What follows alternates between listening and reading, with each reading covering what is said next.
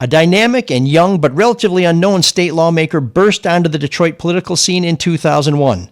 His name was Kwame Kilpatrick, and by the end of the year, he would become Detroit's youngest elected mayor. His first year in office went pretty well. He developed a national reputation as the hip-hop mayor. But there was trouble in his second year as rumor of a party at the Manoogian Mansion, the mayor's official residence, began to spread. It has never been proven. But there are plenty of other things that reporters proved that did turn out to be true and caused a lot of trouble for Kilpatrick. Misuse of city money, putting friends and family on the city payroll, and using $25,000 in city money to lease a cherry red Navigator for his wife.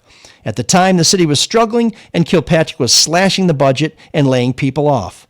By the time he ran for re-election in 2005, Kilpatrick launched his campaign with an apology.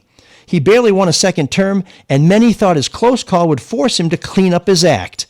But a whistleblower lawsuit filed by cops who said he ruined their careers for talking about his scandalous behavior finally went to trial.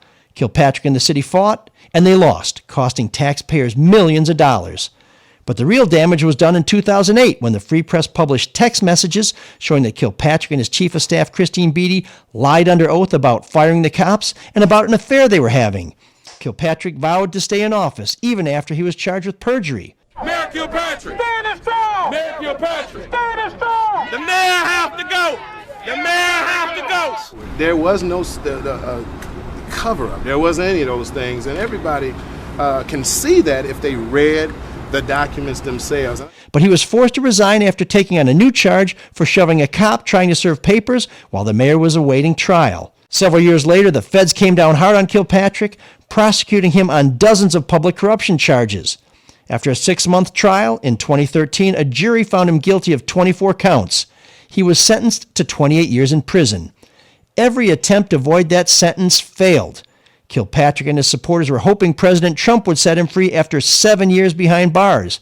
Now it appears that a coronavirus outbreak at the prison he is living in will prompt federal officials to set the former mayor free 21 years early. He is expected to transition to home confinement at his mother's home in Georgia on June 10th. Get the whole story at freep.com. For the Detroit Free Press, I'm ML Elrick.